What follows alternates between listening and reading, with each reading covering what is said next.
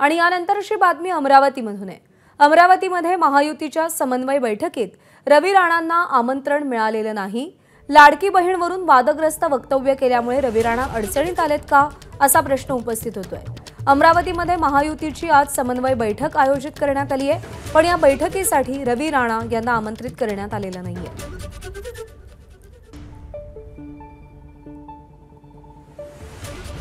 महायुतीचं कुठलं निमंत्रण नाही आहे आणि निमंत्रण असलं तर नक्की जाईल, पण मला असं वाटतं अजूनपर्यंत मला निमंत्रण आलं नाही। येईल तुम्ही महायुतीमध्ये आहात, स्थानिक घटक पक्षांनी तुम्हाला का बोलावलं नाही? बाहेरचे नेते इथे येत आहेत।